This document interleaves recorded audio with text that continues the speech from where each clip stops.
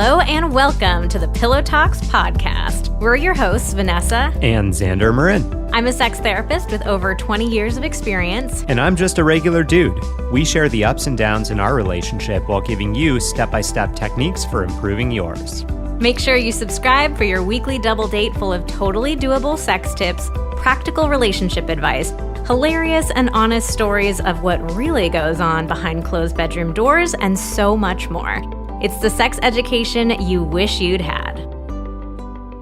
Thanks to ZocDoc for supporting Pillow Talks. ZocDoc is the only free app that lets you find and book doctors who are patient-reviewed, take your insurance, are available when you need them, and treat almost every condition under the sun. Go to ZocDoc.com/pillow and download the ZocDoc app to sign up for free and book a top-rated doctor. Thanks to AG1 for supporting Pillow Talks. If you want to take ownership of your health, try AG1 and get a free 1-year supply of vitamin D and 5 free AG1 travel packs with your first purchase. Go to drinkag1.com/pillow. That's drinkag1.com/pillow.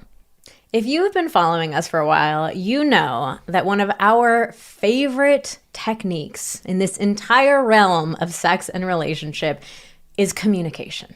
We talk about communication all the time, and particularly about how communication is the key to an incredible sex life. We can't stop talking about how important it is to talk about sex. We can't stop talking about sex, and about why you should be talking about it, and why your partner should be talking about it with you, and maybe even talking to your friends about it, because they need encouragement to talk about it with their friends and partners too. Oh my God, my brain is about to explode. So we even wrote a book all about this, a New York Times best-selling book, Sex Talks, the 5 conversations that will transform your love life. Which, by the way, you should absolutely pick up and read. If you haven't, you can go get it at sextalksbook.com. It's an amazing book. We would be so honored if you read it and shared it with your friends.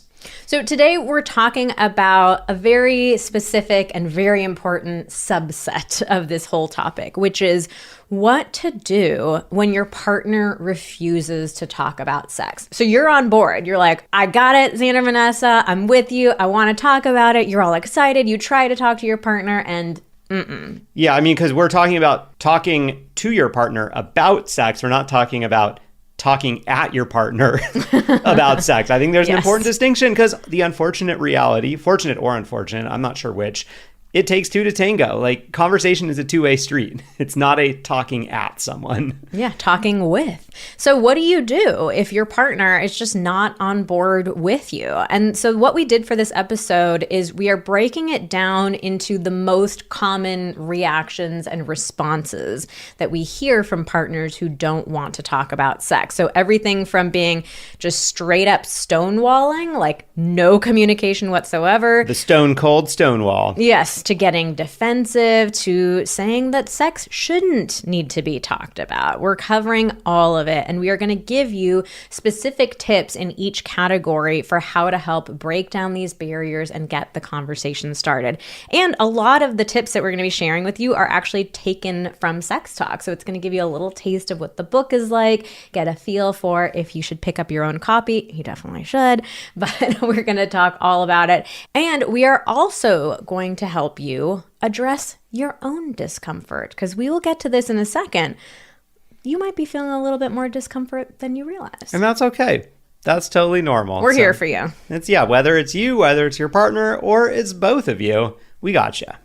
But before that, we also got you with our review of the week this week. The transition, smooth. We got you, and we got a review of the week first.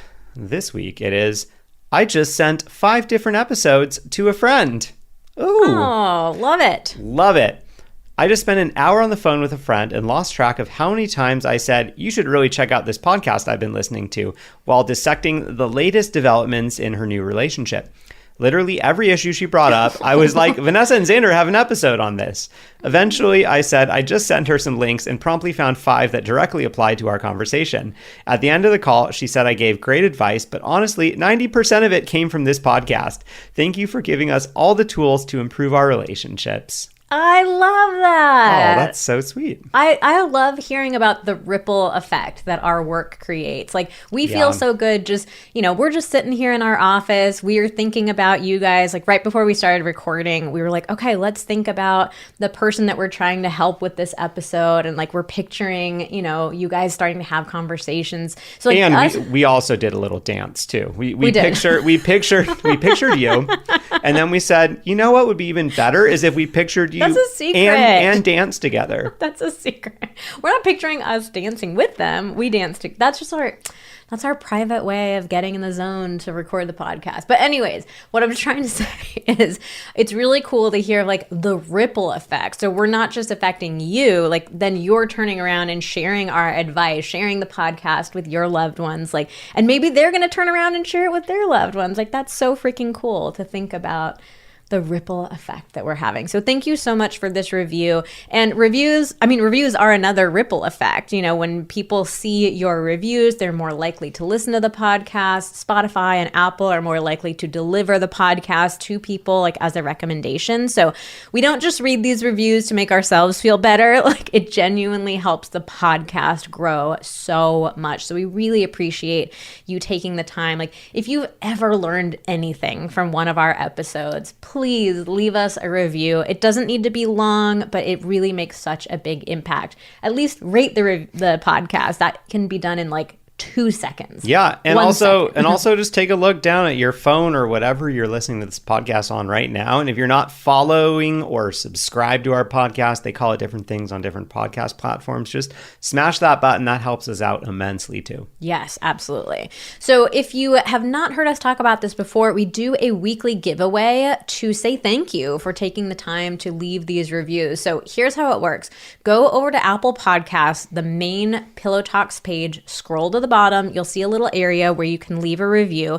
Once you leave a review, every week going forward, you are entered into our giveaway. So if you hear your review read on the podcast, reach out to us at info@vmtherapy.com. Let us know the username that you left the review with, and you will get to choose one of 4 masterclasses absolutely for free as our little way of saying thank you.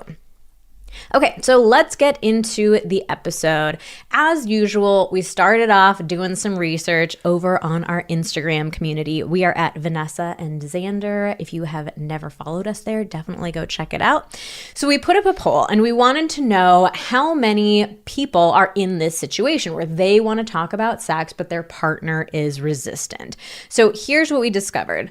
29% of partners, so almost 1 out of every 3 partners, are currently resistant to talking about sex. And an additional 23% of partners have been resistant to talking about sex in the past. So a lot of people reached out and they're like, yeah, my partner absolutely refused to in the past, but by following your account on Instagram, by like showing them stories, I eventually got them to change. But that's over 50%. It's 52. 52, there we go. 52% of people who have either at one time or are currently resistant to talking about sex.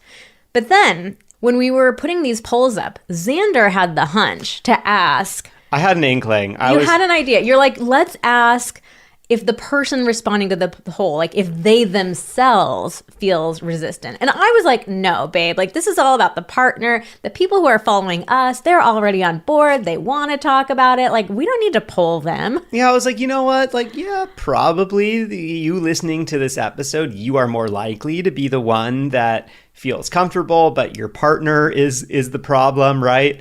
But I was like, I do think like a lot of people listen to our podcast and follow us on social because, they are grappling with their own issues around sex. And they're in the process of trying to overcome some shame or some hurdles or some blockages that they have. And, I think a lot of people listen for a while before deciding, okay, I'm going to make some change. Mm-hmm. So I wanted to know, are you, is the listener, is the follower, are they themselves hesitant to talk about it? Because I think, honestly, it's one thing to be like, yeah, you should just talk about sex. The reality is we have to sell people on that. If it's just a simple thing of, oh, as soon as someone told me I needed to talk about sex, I was totally on board with it, then like everyone in the world would be talking about it at this point. But it's literally like we have to sell you on it. So okay. Yeah. So here's what we discovered.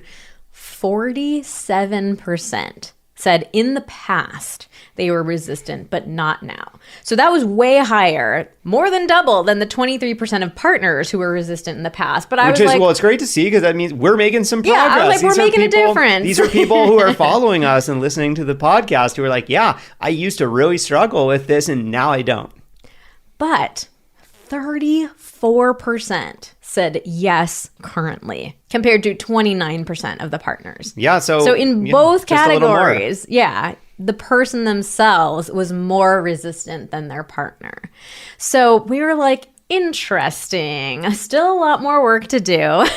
But yeah, that's why we were kind of saying in the beginning of the episode, you might actually have a little more resistance to this than you might realize. So either way, we're proud of you for listening to this episode, and we're going to give you some tools. Also, I do want to say, because like I've been here myself, I've been resistant to talking about it in the past. I think it can be really easy to kind of take our foot off the gas when we go, okay, yeah, I used to be really resistant.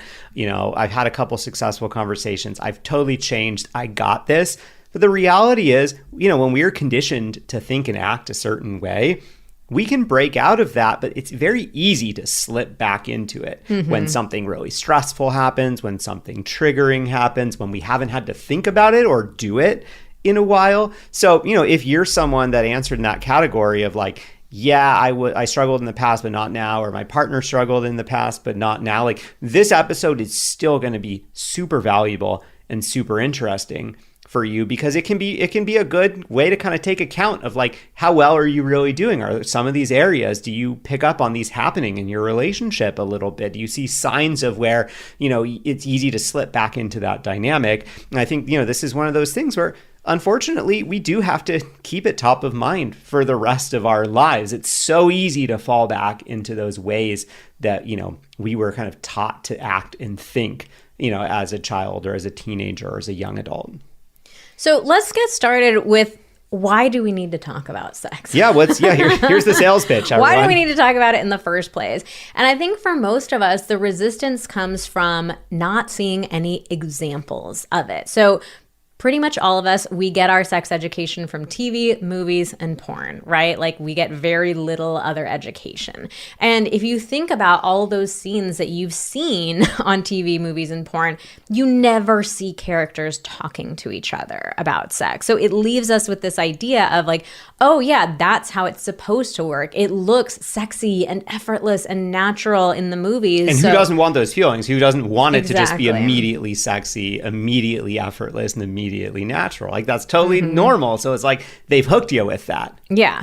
The TV, movies, and porn are not meant to be realistic. They are meant to be entertainment. There's so much of everyday life that gets cut out of a scene because it's not entertaining.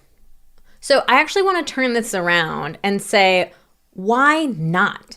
Why should we not talk about sex? And you can't answer, well, that's because I've never seen it in the movies. Like, can you come up with a compelling, genuine reason why it would be better to not talk about sex? So let's flip the question around. It's not like, why do we need to? It's like, why shouldn't we? And if you're thinking about that and thinking, God, I don't really have a good answer to that, let me, further reinforce how important this is by asking you a follow-up question, which is, what other aspect of your life, where you need to do something with someone else, would you expect to work with zero communication? So like anything in the working world, anything else in your relationship, I think anything parenting is a really great example. Parenting, anything with your family, your friends, like anything that requires more than just you. What else works with no communication? Nothing. Literally nothing. So why are we putting this pressure on sex to be different from anything else in our lives? And okay, and even if you're like, oh, well, like sex is like instinctual or like this natural thing, like, okay, then we'll bring it back to eating, right? Like you don't just like magically have food appear for your partner and your whole family without any communication, right? Like you at least got to talk about what are we having for dinner? What are we having for dinner? Do we have the groceries? Have you been to the grocery store? Like, wait, you can't compare it to that though, because that's like people's least favorite question.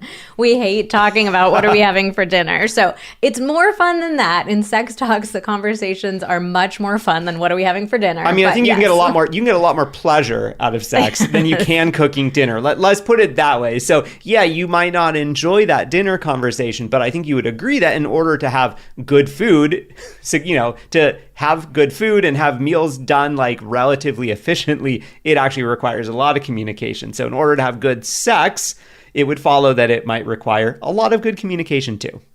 And finally, I think it's really important to recognize that talking about sex is intimacy in itself. So again, it's not going to be one of those conversations like, what are we having for dinner? I don't know, I asked you first kind of thing. Like these kinds of conversations can build so much intimacy. There's vulnerability. There's like real connection in it. So it's not just a means to an end. It's something that can be valuable in and of itself. Yeah, I mean, I think a lot of people feel like who struggle to talk about sex also struggle feeling like there's that much intimacy in their relationship. And I think that another sort of kind of accidental shortcut your brain can take is like, oh, well, talking about it would really not feel intimate. Sex is supposed to be this intimate thing, but then you want me to have a conversation about it, and that's just going to make it feel really not intimate. And we're trying to tell you, actually, talking about it is one of the most intimate things you can do. It's a vulnerable conversation. It builds connection. It builds trust. It can create some really great positive memories. You can have some really amazing sex afterward, creating even better positive memories. So yes, it is an intimacy builder in and of itself, in addition to the more sex that you will have because of it. All right, so let's start jumping into our categories. So we put a question box up on Instagram. We said, what is the specific reaction that you get from your partner when you try to talk about sex with them? And we're going to walk you through the main categories that came up.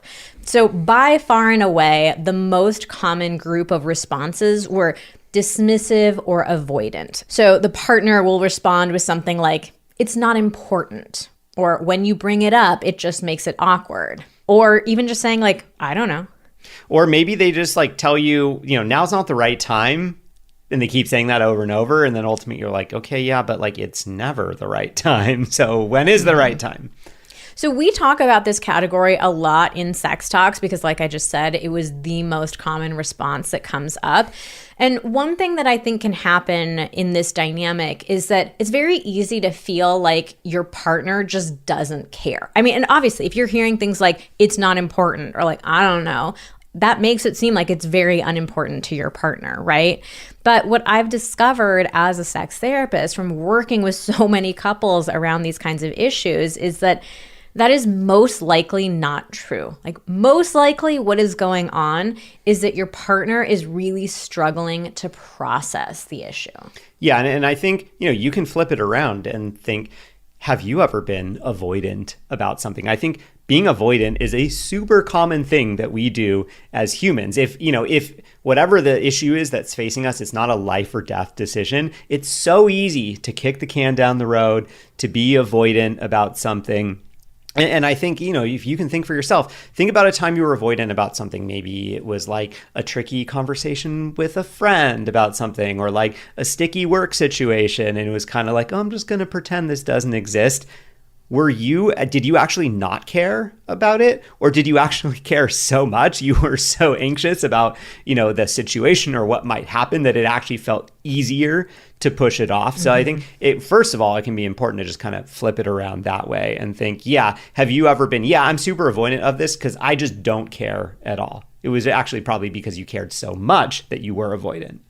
And I myself have been the avoidant partner in our relationship when it has come to talking about sex. There was, after about, a year or two into our relationship, we kind of hit a rough patch and Vanessa was wanting to talk about it and I was being super avoidant. And so this is, from the book, some of the things that I, described going on for me at that time. So like one of the things was I felt really behind when she brought up something that sounded serious or important about our sex life, because I would feel like, oh, well, like she's obviously noticed this, but like I haven't thought about this yet. And so like, what's wrong with me that she's bringing this up first? Like, am I a bad partner or something? I also would get embarrassed. Like, what would it say about me that she's bringing this up? Like, oh God, like I must be so boring if she's saying she wants more doggy style, but like I'm happy sticking with missionary or whatever positions that we're doing at the time. And I also definitely kind of had thoughts of like, okay, like if this is like a struggle that we're having and she's bringing it up, like only one of us can be right. Like either she gets what she wants or I get what I want, which is, I guess, like staying the same and not changing, even though I hadn't really even thought through whether that was what I actually wanted, just that that was the status quo. And so in my mind, it would kind of be like, oh, well, I guess it's better for me to just kind of dig in my heels or try to avoid her request because I don't know how to make the broader changes that would be necessary in order for us to make any progress on this. Yeah, so the bottom line is that it's not necessarily that your partner just doesn't care at all, but that they just need some time and space to work through their emotions. Yeah, or they like don't know how to do, this reminds them of maybe bigger issues beyond just talking about sex. And it's like, I don't even know where to start with that. So let's talk about what to do if this is your situation. We always love starting with trying to find some empathy for your partner. So I know it's so challenging in situations like these where you're like, just talk to me. All I want you to do is talk to me. Yeah, I've been asking you to do this for years.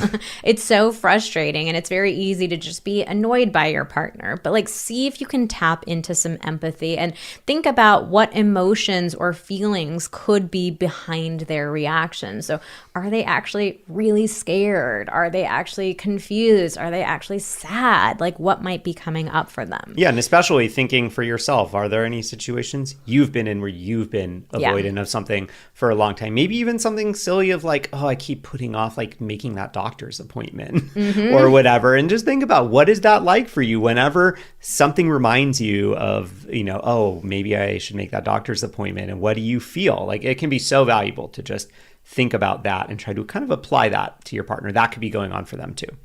Okay, on a more practical level, one of the best things that you can do is share with your partner the positive reasons for wanting to talk about sex. So your partner might be going to this place, and I know this definitely happened for Xander in our relationship. Like your partner might be going to this place of thinking like, oh, they want to talk about sex because all these things are wrong and they have all these complaints and it's my fault. And so they're shutting down like as a self-protective mechanism.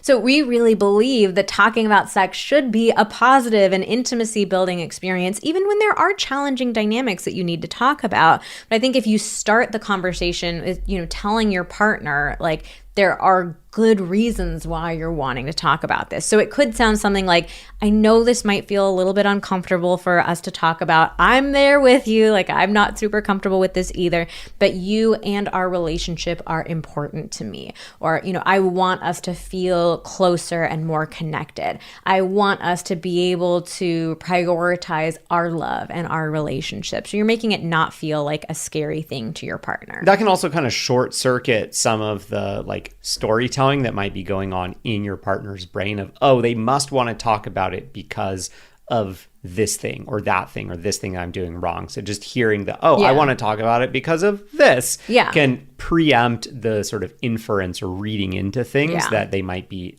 doing in their head. Another thing you can do, I sort of hinted at it a second ago, but is to share the challenges that talking about sex brings up for you too. Like you are likely dealing with your own shame or embarrassment or discomfort. So share that with your partner. Yeah, because it can be so easy. This is kind of going back to the last one of like how easy it is to kind of go into this inference mode. It can be so easy as the partner on the receiving end of the request to talk about sex to be like, oh, well, like it's so easy for them. Like they want to do this thing that feels really hard for me because they're good at it, because they feel perfectly comfortable with it and I'm the problem. And it can be so helpful because the reality is in any situation, if you're suggesting doing something, it's likely not because you're perfect at it or you're a genius at it. You're incredible at it. Like you might be just as bad at something as your partner, or maybe even worse at something, less comfortable with something. Well, I was going to say bad at it. Yeah, that's not the right word, but like you may be less experienced with something. It doesn't, just because you suggest something doesn't mean that you're going to be perfect at it. Yeah. And it can be so helpful to just share that with your partner. Share your own insecurities too. Another very practical thing you can do is give your partner more time to respond instead of putting them on the spot. So if you approach your partner and you're like, tell me what you want more of in the bedroom. Like, that is really putting them on the spot. You've had the time to decide, like, what am I going to say? When do I approach my partner? How am I going to phrase it? But your partner is like, they're in the moment having to come up with something. So instead, you can say something like this, like, I'm curious to talk about fill in the blank tomorrow. Can you let me know what you think about this tomorrow? So you're just giving them, naturally building in some space for them to respond. I just thought of this. You could even kind of work in the last tip too, which is like sharing some of the challenges yourself. Because the reality is, like Vanessa said, you've probably been thinking about this for a while. Maybe you've been thinking about it all day. How am I going to bring this up? What am I going to say? When am I going to say it? And then you bring it up to them and, you're expecting a response immediately, or your partner is thinking that you are expecting them to immediately respond. You've had the benefit of thinking all day or maybe even all week about how are you going to do this. And so it's nice to be able to give your partner that same benefit too, to kind of work up, let them think about it, work up the courage to do it. And so it could even be like, hey, I've been feeling a little nervous to bring this up. I've been thinking about this all day in terms of how I'm going to say it. And so, I want to make sure that you have the same amount of time that I did to work up the courage to this. So like, I would love to talk about this tomorrow. So you have some time to think about it. That's a great way to share with them. Like, oh, this isn't just like a thing that came out of nowhere. I've actually been working up the courage to this too. Cause like, I'm not super comfortable. I'm not super experienced with this either. And so let's come back to it at this date and time and discuss. All right, our next category is stonewalling. So this is a more extreme version of what we just talked about. So this is when you're just not getting anything back from your partner. And this was the second most common answer that we got when we polled people or asked them to describe what was going on with their partner. Yeah, so one person said, my partner goes into complete shutdown. They just look at me and don't say a word. Somebody else said the partner responds like, I don't want to talk about it. Or they'll just like not answer at all, pretend they didn't hear what you said, or just like change the subject, like without any acknowledgement that you are asking for something. So we talk about stonewalling a lot in the psychotherapy field, and my experience is that men tend to do this a lot more than women, and it actually boils down to something that we call emotional flooding. It's when you're just experiencing really intense emotions, and it can have a paralyzing effect on our bodies. So the reason that we find it happening more with men than with women is because women are socialized to be more expressive with their emotions, to be able to communicate about their emotions more readily. And men are given so much societal conditioning that like real men don't cry, real men don't feel feelings, like don't be a pussy, like, you're supposed to hold everything inside. So what can happen when somebody is experiencing emotional flooding is it literally has this paralyzing effect on the body. Hearing actually shuts down. You can dissociate from your physical body, and you are just incapable of responding when you're that distressed. So it may not be that your partner is just choosing to be this jerk and just stand there staring at you, but that they're actually so flooded with emotions and so unsure of how to grapple with their emotions that they physically cannot do anything other than that. So here's what to do if this is your situation.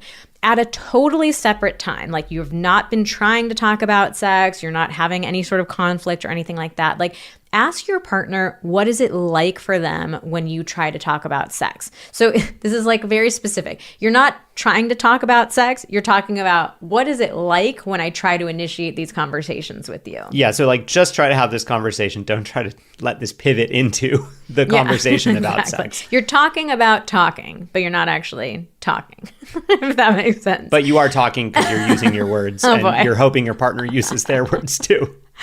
Okay, you may need to be a bit firmer with your partner that this is a clear need for you. And again, this is at a separate time. Like you cannot try to reason with your partner when they're flooding, when they're being flooded. So you might need to say something to your partner like, This is really important to me, and I need us to be able to talk about this. But you can add a sentence like this, like, I'm happy to work as a team to figure out a more comfortable way for us to talk about it. So you're not just saying like, you need to do this, fix yourself and come back to me. It's like, hey, we're a team. I can support you here. We can work on this. We can take time. We can build up to it. But I need us to feel like we are both doing this together. We also do have a podcast episode. If your partner is male and they're the one doing the stonewalling, we have a podcast episode specifically about how men can gain more emotional intelligence. So that's a great one to listen to. And if you're dealing with sort of ongoing or long-term stonewalling in your relationship, when it comes to working together as a team to find a more comfortable way to do it, like, you may actually need to bring in a third teammate, which would be a couples therapist. Mm-hmm. So the couples therapist can be the one kind of playing the role of coaching your partner through either what's going on for them when you're having that conversation, or actually even kind of coaching them through you guys having an initial conversation talking about sex, because a therapist is going to be very well trained in how to handle emotional flooding or stonewalling in the moment, and be able to ask questions that you might not be able to think of in the moment to help kind of elicit a response in a safe and contained way. All right, before we go any further, we want to tell you a little bit more about ZocDoc. Have you ever had this experience? I know I have multiple times. I think each time we have moved, I'm looking for a new doctor, and I'm always like, okay, this time I'm going to find a better doctor. I'm going to find a doctor that gets me more, that I like better, and I'm asking for recommendations. I'm searching all over the internet. Most of your friends, like, they don't even recommend their doctors. You're like, okay, that's not going to work. It's so hard to find someone. You maybe, even if you're lucky, you find someone, you call them up, they don't have any appointments, they don't take your insurance, you're back to square one. This is happened to me so many times, which is why ZocDoc is such an incredible resource. It's a free app where you can find amazing doctors and book appointments online. We're talking about booking appointments with thousands of top-rated, patient-reviewed doctors and specialists. You can filter specifically for ones who take your insurance, are located near you, and treat almost any condition you are searching for. All of these reviews are from actual verified patients. They are not bots. The average wait time to see a doctor booked on ZocDoc is between 24 and 48 hours. You can often even find same-day appointments. And once you find the doctor you want, you can book them immediately, just a few taps. You do not have to call anybody on the phone. It is so easy and simple to use. So the next time we are on the hunt for a doctor, we are definitely going to use ZocDoc. And you can go to ZocDoc.com/pillow and download the ZocDoc app for free. Then find and book a top-rated doctor today. Many are available within 24 hours. That's ZocDoc.com/pillow. ZocDoc.com/pillow.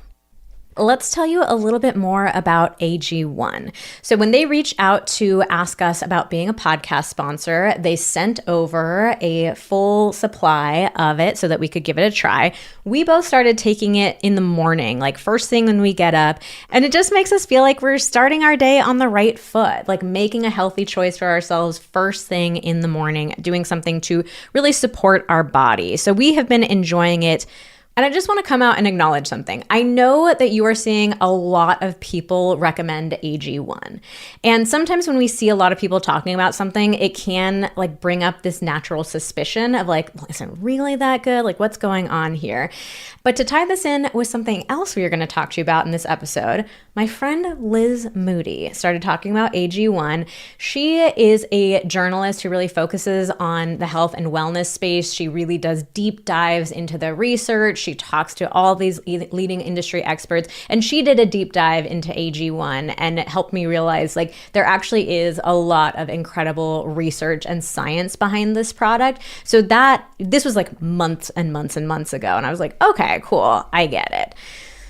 It just gives you a great bang for your buck because it replaces so many other supplements that you might take, like a daily multivitamin, minerals, pre and probiotics for gut health, adaptogens, a greens blend. You get all of these things in one scoop. And I think like that convenience is so important when it comes to health. Like there are 1,000,001 things that we could be doing to take care of ourselves and to take care of our bodies. And sometimes it's easy to get overwhelmed by all the different options and just not do anything. Like who has the time to really sit down and like think of all these different things that you should be taking? So if you are somebody who tends to get overwhelmed or like just wants a simple, easy step, something straightforward that you can do to know that you're really taking care of your body, like AG1 is a great thing to look into. And at least for me, this comes up a lot where it's like, hey, I prefer to eat healthy. I think of myself as a healthy person, but the reality is throughout the week, who knows what's going to happen? Sometimes I go out for dinner with friends or I go over to someone's house and get, a meal that doesn't feel particularly nutritious. I just like knowing like I've taken my AG1 in the morning. Like I can have a meal that's just like a lot of carbs or whatever it is and not a lot of vegetables. And I'm like, that's fine. I took my AG1. You've covered your bases. And they also give you these really nifty little travel packs. So when you're traveling, like who wants to haul all these supplements and powders and stuff like that? Like just bring these little packets with you. We've been doing that while we travel, and it's been so convenient. So if you want to take ownership of your health, try AG1 and get a free 1-year supply of vitamin D and 5 free AG1 travel packs with your first purchase. Go to drinkag1.com/pillow. That's drinkag1.com/pillow. Check it out. We want to take a quick break from our podcast to tell you a little bit about another podcast that we think you will love, and that is our friend Liz Moody's Healthier Together podcast. If you've ever wanted to know the secrets to longevity, hormone balancing tips, gut health hacks, how to be happier at work, make friends as an adult, take control of your finances, and more, you can find it all at Liz Moody's Healthier Together podcast. It's all about learning these actionable tips that you can implement to start transforming your life today and breaking down what's true and what's not true in the confusing world of health and wellness. I recommend starting with our episode called How to Create Your Dream Sex Life, Have More Orgasms, Give Amazing Oral, and More. That was from February of 2023. We shared all of our best communication tips. After we recorded that episode, we had so much fun with Liz. We like genuinely became friends in real life, like from this podcast interview. We love Liz so much. Her podcast is one of the few podcasts that I personally listen to like every week. I really think you're going to love it. Like Pillow Talks, Healthier Together is all about getting the most out of life and feeling empowered with the tools to do just that. So search for Healthier Together on your favorite podcast app and hit that follow button. Again, that is Healthier Together to start living your best life today. Our next category is defensiveness. So you try to initiate a conversation with your partner and they take it as a criticism instead of a conversation. So they might say something like, God, stop putting so much pressure on me. Or like, why are you bringing this up right now? Or they might even try to turn it around on you and like come at you with a criticism of something you're doing wrong. Yeah, well, like you're not very good at this either. Yeah, exactly. Or like, actually, I'm better than you. You did this and that, and you didn't say yes yesterday, and blah, blah, blah. So the best way to stop defensiveness in its tracks is to validate it. Ooh. And this is so hard, I want to acknowledge, because when your partner is being defensive, like that's just going to trigger your defensiveness, right? Yep. Like it's very hard to have empathy and compassion towards your partner when they're being defensive. You're like, this defensive game, I can play this too. Exactly. And then you're both like, you're both in it just fighting against each other. But if you really want to stop the defensiveness and just pull everything down a notch, you've got to validate it. And what you want to do is let your partner know that you genuinely do care about their experience. So even if their experience is wildly different from yours, even if you have no idea how they got to that place, like, I'm just trying to tell you some sexy ways that I would like you to initiate. Like, why did you react like this? It doesn't make any sense to me. Like, even if it doesn't make sense to you, you still want to validate it. So don't argue with them. Don't jump into sharing your perspective, which it is just as valid and just as real as their perspective, to be clear. But in order to stop defensiveness from like turning into this big fight, just start with validating your partner. So let's go back to that example of like a partner that says, stop putting so much pressure on me. So you could say something like, I'm so bummed that this is feeling like pressure to you. That is definitely not my intent, but I know that sometimes the impacts of our actions are different from the intent. Yeah, or it's like, hey, I'm bummed that this is feeling like a lot of pressure, and I get how it could feel that way for you. Yeah, just validating them. And it's really important to recognize, like, one of our favorite things that we like to say about relationships is two things can be true at the same time. So your partner's experience is real and true simply because that's their experience. Your experience is real and true simply because it's your experience. So you're not validating your partner and like, oh, okay, I guess I'm wrong and I just want to validate my partner. Like, this is not a people-pleasing type of thing. This is being able to hold both of you are true and right in that moment. Yeah, I mean, because like the defensive comment, stop putting so much pressure on me, it's meant to trick you into making this binary decision of either, oh, I'm right, it's not any pressure at all and you're wrong, or like, you're right, I did put too much pressure on you and therefore I shouldn't do that and we shouldn't talk about this. And the reality is they are feeling like it's a lot of pressure to talk about that. Yeah. You are not intending to be putting pressure on them. You have some really positive intentions for wanting to talk about that. And both of those things are completely true. Mm-hmm. Okay, so let's talk about how to approach conversations in a way that can cut off defensiveness before it even starts. So the best thing that you can do is to make sure you're approaching the conversation in a positive way, because positive requests are far less likely to trigger defensiveness than complaints or criticisms. So in sex talks, we talk about this in a lot of detail, that the major mistake that people make when trying to talk about sex with their partner is because we're so uncomfortable with it, we wait until we have the conversation until there's something that's really bothering us. And then we come in hot and heavy with like, you never initiate sex. Why do you never want to have it? Why don't you ever want to try anything new in the bedroom? And like, of course, something like that is going to trigger defensiveness in your partner, right? So instead, we need to learn how to open up these conversations in positive ways and frame our requests as positive requests instead of negative ones. So here are a couple clues for if the thing you are about to say is going to start with these words, maybe it's a sign that you should think about rephrasing it. So if you are going to say, you never, why don't you ever, or I don't like something, that is a really great clue that is going to be a negative request. And it's really going to trigger defensiveness, especially the ones like with never or you don't ever, because all that does is it cues the person to think about one example, the one example they need to give to refute your entire argument. Because if Vanessa tells me I never take out the trash, if I've taken out the trash one time in our relationship, she's wrong and I'm right. Or at least, in my mind as a defensive person, I'm right and she's wrong. And so you're actually inadvertently just shutting the conversation down by using phrases like that, because it's so hard for someone hearing that to not go into that defensive state. Now, in addition to that, I also want you to be really careful with any requests that start with this kind of thing. Because a lot of people think, oh, okay, cool. Like, I get it. I'm not going to say this, like, you never do this. But then they'll say something like, oh, like you or we, like we need to, or we should, we should have sex more. Or you should initiate more. Yeah, you should initiate more. Oh, something like that. And those, I think you should be careful with.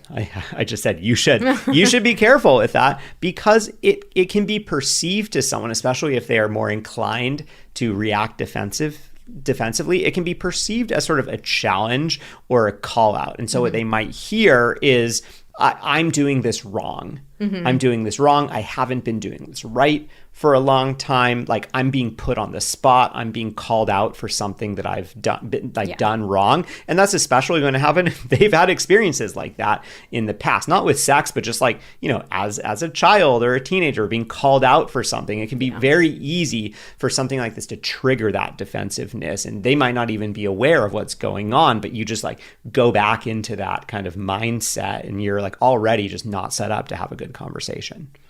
Another thing that you can do to minimize defensiveness is to make sure that you're talking about sex as a team sport. So you want to talk about things that you also want to try or change or work on so it doesn't feel one-sided. So if your partner feels like you're approaching them like you need to do this and this and this and this, and you're not taking any responsibility or ownership for anything that you're going to do, like of course your partner is going to feel defensive. Like, why is this all on me? So if you're talking about it as like, this is something that I would like for us, and here's what I'm wanting to do, and like, action that I'm going to take, like that's going to make it feel more like you're a team. Our next category of responses is something that we're calling the deflector. So it's very similar to defensiveness because it's like trying to turn things around on you, but you might hear responses like, it doesn't bother me, you're the one with the issue. Or like, I'm fine with things the way they are. Or even a more extreme version that we heard from some people is like, well, I'm not sex obsessed like you. So the basic idea behind the deflector is that they're saying like, I'm fine, I'm happy, you're the one who has the problem. So because this one is so similar to defensiveness, a lot of our tips are going to be the same, approaching it as a team, making positive requests, that type of thing. But we wanted to put this one in its own category because we did have another tip for it. You want to talk to your partner about the teamwork aspect of relationships. Like the bottom line is that we get into relationships to be teams. Like otherwise, spend your life by yourself. Like if you like being on your own and just doing everything by yourself, like be a single person. But like, if you want to do everything your way, there's a very easy way to do that. Do it your way, but don't get anyone else involved. But we become partnerships because we want to have a partner. We want to be doing life with somebody else. So, if something is an issue for one person on a team, it's an issue for both people. So that doesn't mean that your partner needs to care about the exact same things in the exact same ways that you do, but simply that your partner needs to value your desires and your needs and your requests, so that they need to be willing to say like, okay, like if this is something that's bothering you, something that you want to change, like I'm going to be your teammate in that. Yeah, and you can even try to think about or call out examples of things that maybe your partner wanted in the past that you didn't care about that much, but you wanted to support them because you're a partner. I mean, I'm sure there's plenty of things like, unless you do every single thing together exactly the same way, there's going to be examples of this. Maybe an activity that they like to do that you just don't care about at all, but you support them in doing that because it's important to them. So just having a couple examples that you can call, not in a defensive way, like, oh, like it's so messed up that you're saying this because I do all these things for you, but just like, hey, just it's kind of selling them on like why teamwork is important and supporting each other. And here are some ways that, I support you in things. And here are some ways I would love for you to support me in things. And one of those is having these types of conversations. And that is a very, very important clarification here too. So the idea behind this teamwork thing, like we're talking specifically about the communication around sex. We are not talking about the specific sexual acts. So in other words, like you can't say to your partner like, well, I want more sex, and because we're a team, you have to give me more sex. Like your partner is still their own person. They get to decide what they want to do with their body. So like this cannot be used to manipulate your partner into like more sex or trying specific things. This is solely about the communication. So like, I just want us to be able to talk about it. We're teammates. And if there's something that's coming up for me that I would like to discuss, like we should be able to discuss it. So just about the communication, not specifically about the sex. Yeah. And also like, I think it could be, I don't want it to be used in a way of like, trying to compel one partner to have more sex. So I feel like a situation that could very often come up is like, one partner, it's like, hey, I would love for us to talk about sex. And the other partner's like, oh, well, like you say no every time I initiate. So like, why should we even talk about it? Kind of as this implication of like, oh, well, like, I don't want to talk about it with you because we don't have as much as I want to be having or something. So it's sort of like turning it around on them. Well, like, yeah, why would we do that? Because you never even want to do it. So it's like talking about, hey, it's important that we are able to talk about these things so that we can figure out how to get better at it together. And that's where I think we also loop back around to the point that we made at the beginning of this episode about like communication is the intimacy. So you're never going to find a partner who wants the exact same kind of sex that you do every single time you want it. Like, there are always going to be ways that you feel kind of mismatched. But as long as you guys are able to talk about it, like, that creates intimacy and closeness and helps each other know, like, yeah, I care about you. This is important to me. Maybe I don't want exactly the same thing, but like, I value and respect you and your needs. Like, truly, if you guys are communicating about what's going on, you can overcome so many seeming incompatibilities in your relationship. So making that clarification to your partner too is like, I'm not talking about the specific acts. I'm just talking about us being able to talk about this openly. Okay, now let's talk about what to do if you try to talk about sex with your partner and they think that sex just should not be talked about. So it's a fundamental belief that sex should not be discussed, shouldn't need to be something that you guys talk about. Yeah, so this most commonly comes up with someone just saying, sex should just happen naturally. We shouldn't need to talk about it. I'm not going to talk about it. It's just supposed to happen. Okay, so here are our tips for what to do in this situation. First and foremost, you can just blame us. We love coming up with a good, like, blame us technique. So you can say to your partner something like, well, actually, this sex therapist and her husband wrote a book about talking about sex, and it became a New York Times best-selling book. So it must be important. Actually, yeah, I think it is something that's very important.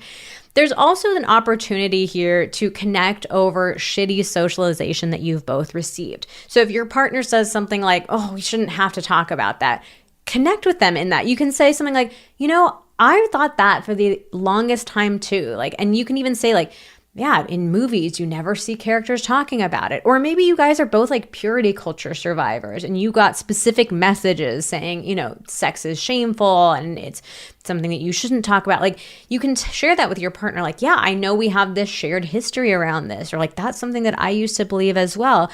But, you know, I am coming to believe something different, and share with them those positive reasons for talking about sex that we mentioned at the top of the episode. So you're kind of getting their buy-in on this idea of talking about sex. Yeah, give them the sales pitch too. Next up, we have what we are calling the woe is me response. So this happens when you bring something up to your partner and they just immediately start like lashing out at themselves about it. So they might say something like, oh, I know I'm such a terrible partner. Why would you ever want to be with me? I'm no good. I don't fulfill any of your needs. You should find a different partner. And so what happens in you is like, you start to feel guilty. You see your partner beating themselves up. You feel bad. And you're like, I didn't intend for any of this to happen. Yeah. And so you might leap to like, no, you're wonderful. I love you. Like, forget about what I said. I'm so sorry I brought it up. I didn't mean it. I don't need that from you. Like, everything's fine as it is.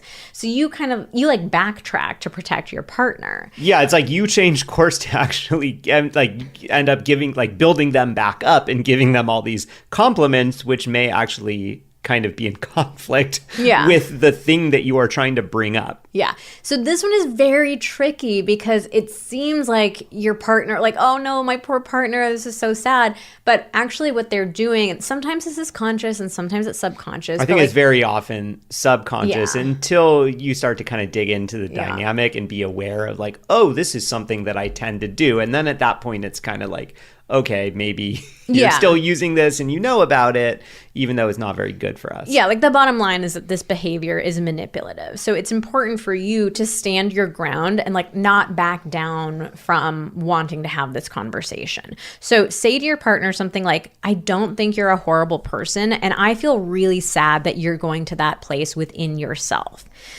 But again, you're like still staying firm of like, I want to have this conversation. I want to talk about this thing. Another thing that you can say to your partner is like, I'm making this request of you without making a judgment of you. Like, this is not me attacking you or judging you or criticizing you. Again, this is like a lot of the tips that we've shared in different categories apply to like all of the categories. Like, this is why you start the conversations positively while you phrase it as requests instead of criticisms. Yeah. And I think in this one, being able to, if you're able to stand your ground and say one of these lines, then you could close things out on a, this is still something that's really important to me. And, I want to give you some time to process and think about this. You're obviously not, you're not feeling great about yourself right now. So like, let's come back to this tomorrow at this time. And so that can give some time for, for them to diffuse themselves a bit. And I think the other thing I want to say about this is like, I want to acknowledge if this is a dynamic that comes up in your relationship a lot, I know it can be really challenging to get out of this because you feel like it's your job to like build your partner back up when they kind of spiral downhill, especially if you have people pleasing tendencies. It can really feel like that's what you're supposed to do. Like that's how you like, that's your way of having that intimacy or help, feeling like, oh, we're being vulnerable together. And I'm telling my partner all these positive things, but I think you have to understand how it's not actually helpful in the relationship because you're not able to get what you need out of things. And you're actually you're being manipulated into giving them compliments, which, telling them that they're actually doing a great job at things that maybe they're, not doing the greatest job at currently. And so it kind of hamstrings you later on from being able to ask both of you to work on certain things because you've already told them, oh no, you're doing great at that. You don't need to worry about it. All right, and our final category of responses, we wanted to include something about trauma. So your partner, you're trying to have the conversation, but your partner shuts down, and it's a response to past sexual trauma that they have experienced. So trauma is obviously a really complex category. We cannot do it justice like in a podcast episode, but we did want to point out our free guide, a survivor's guide to reclaiming your sex life after abuse. We have that at vmtherapy.com/survivor. It's a course. It's not meant to be a replacement for therapy. We wholeheartedly recommend that anybody who has experienced sexual trauma should get psychotherapy, should have a container for processing those experiences. And we created this course to give practical strategies for making sex feel safe and pleasurable again. So that is a great starting point if your partner has experienced sexual trauma. There's also a component of the course that's specifically for partners of people who have experienced trauma. So you may find it really helpful yourself to check that out. All right. Well, that wraps up our main categories of responses of why your partner does not want to talk about sex. If there are any that we missed, any that you would like to see us dig into a little bit deeper, you can come DM us on Instagram. We're at Vanessa and Xander.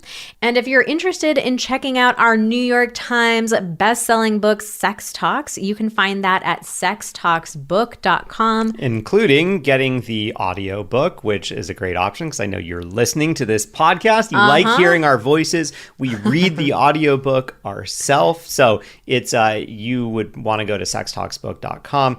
We have a link to Amazon to go purchase, and you can purchase the audiobook from them. Or the hardcover or the ebook version as well. Those are all linked to at sextalksbook.com. And if you come back to that page after you have bought Sex Talks, just fill in a very short form on that page and we will send you a free 69-page workbook that helps you go even deeper. But yeah, a lot of what we've talked about in this episode is covered in even more detail in the book. And of course, we also get into those 5 crucial conversations that we think every couple should have. So check it out. All right, well, that's it for today's episode of Pillow Talks. Thank you so much for listening, and join us again next week when we talk about compliments.